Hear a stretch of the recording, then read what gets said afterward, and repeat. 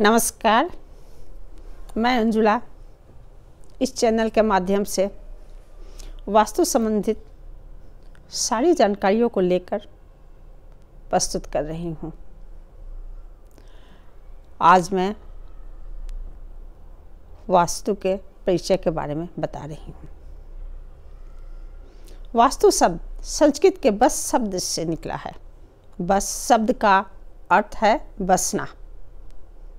वराह मिहिर द्वारा रचित ग्रंथ बृहद संहिता में वास्तु का अर्थ आवास कहा गया है। वास्तुशास्त्र भारतीय ग्रंथों की उपलब्धि है। वेदों में जीवन जीने की शैली, आचार विचार, मंत्र, खाने पीने व रहने तथा स्वस्थ रहने की विद्या, जीवन कला, ज्ञान व अन्य कलाओं से भरी पड़ी है। यही धर्म है तथा धर्म से ही ज्योतिषी का ज्ञान प्रभावित होता है। ज्योतिषी विद्या से ही वास्तुशास्त्र जुड़ी हुई है।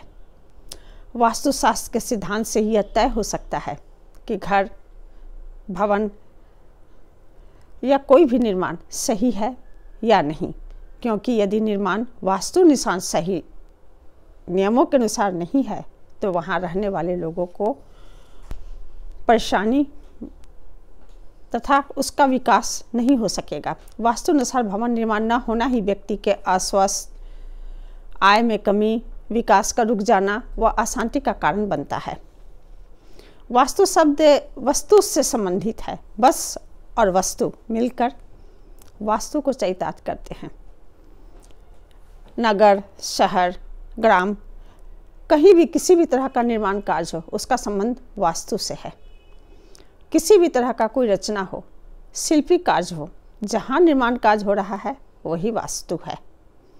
वास्तुशास्त्र इन निर्माणाधीन या प्रायोजित नगर, घर व भवनों में प्रयोग होने वाले जितने भी प्रसंग हैं उससे संबंधित सारी जानकारी व व्यवस्थाओं को सुनिश्चित करती है, ताकि बनने वाले शहर, देश, नगर व भवनों को सही अवलोकन कर सही दिशा में आकार देकर उसमें रहने वालों को सुख, समृद्धि, स्वस्थ व धन आदि प्रदान कर सके। स्कंद पुराण, गरुड़ पुराण, अग्नि पुराण, मत्स्य पुराणों के अनुसार विश्वकर्मा को ही वास्तुशिल्पीकार माना गया है। भारतीय स्थापत्य परंपरा में दो प्रख्यात स्थपति हैं, एक विश्वकर्मा, दूसरा मैं को असुर कहा गया है, जिन्होंने असुर के गुरु शुक्राचार्य से दीक्षा ली थी, किंतु देवों के शिल्पकार विश्वकर्मा को ही माना गया है। इतिहास गवाह है। मोहनजोदड़ो व हड़प्पा की सभ्यताएं आज भी प्रमाणित है।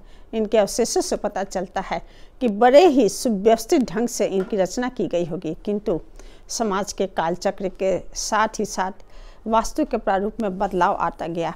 मंदिर निर्माण, किला, स्तूप आदि का निर्माण होते रहे, जिनमें वास्तु का अनुपम छटा देखने को मिलती है।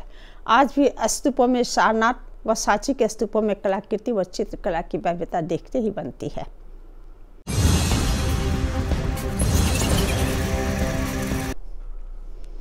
वास्तु की महत्ता आज के युग में क्यों है?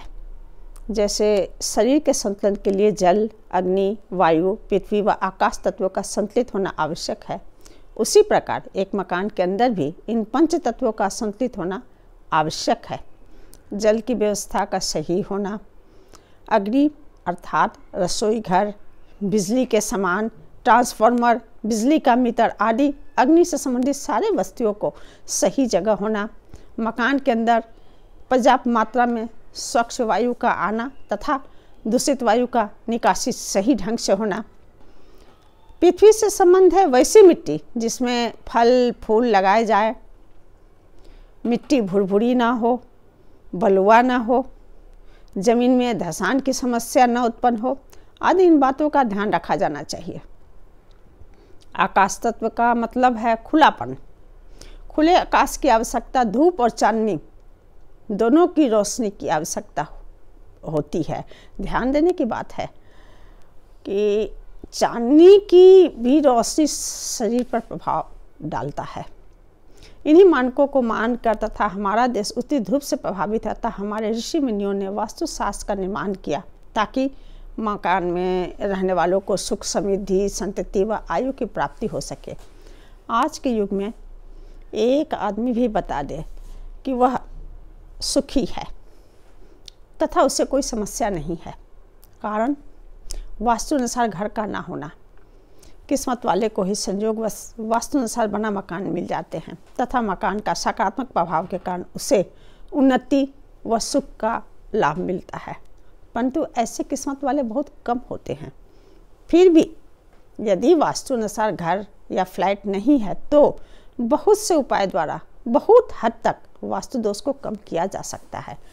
यहाँ वास्तु का किसी धर्म या संप्रदाय से कोई संबंध नहीं है, यह एक विज्ञान है जिसे अपनाकर हर कोई इसका लाभ उठा सकता है। अब जानते हैं वास्तु की आवश्यकता। वास्तु को अपनाकर लोग अवश्य जीवन के दुखों को, कष्ट को व परेशानियों को कम कर सकते हैं। जैसे मकान या घर के अंदर जल कहाँ रखें, जल की व्यवस्था कैसी हो, रसोई घर कहाँ होना सही है, यदि सही दिशा में नहीं है तो किस प्रकार की व्यवस्था से दोष को कम करें, पूजा का स्थान कहाँ हो, सोने उठने बैठने की जगह कहाँ हो, भारी व वजनी सामान कहाँ रखा जाना चाहिए, किस स्थान को ज़्यादा खुला रखें, आदि अनेक उपायों से घर के अंदर के नकारात्मक प्रभाव को कम किया जा सकता है। जब मकान बनवाना होता है, तब गृह प्रवेश करना होता है, तब पूजा पाठ क्यों करवाते हैं, ताकि सकारात्मक प्रभाव बना रहे, जिससे मकान में रहने वाले सुख समृद्धि संतति धन आदि को प्राप्त कर सके। हमें यहाँ एक बात समझनी होगी, गृह प्रवेश हो या भूमि पूजन हो, दोनों ही वास्तु की ही प्रक्रिया है। एक और पूजा पाठ को तो हम महत्व देते हैं, दूसरी ओर वास्तु शास्त्र को हम कैसे नकार सकते हैं।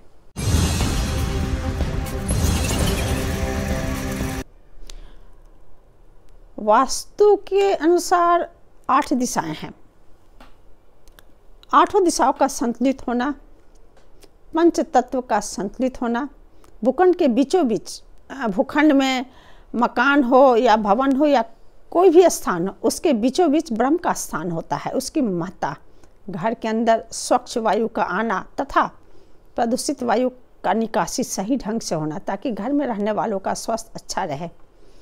बोरिंग, कुआं, अंडरग्राउंड वाटर किस दिशा में हो, बेसमेंट किस दिशा में रहना सही है, पानी का भारी भरकम टंकी किस दिशा में रहे, विद्युत घर, बिजली का मीटर, ट्रांसफार्मर, रसोई घर का सही दिशा कहाँ है, किस दिशा में है, वैवाहिक जोड़े को अग्नि दिशा में रहना कितना सही है, किस दिशा में बच्चों का कमरा होना चाहिए जिससे बच्चों के मस्तिष्क का पूर्णतः सकारात्मक विकास हो। यदि घर में कलह का वातावरण बना हुआ है तो उसे कम या खत्म कैसे किया जा सकता है, खुला आकाश तथा घर में इसके सकारात्मक प्रभाव को कैसे उत्पन्न करें, कैसे लाएं। इस प्रकार वास्तु से मकान के अंदर के वातावरण को सकारात्मक बनाए जा सकते हैं। यह एक विज्ञान है जिसे आज वैज्ञानिक भी मानने को मजबूर हैं। धन्यवाद। नमस्कार।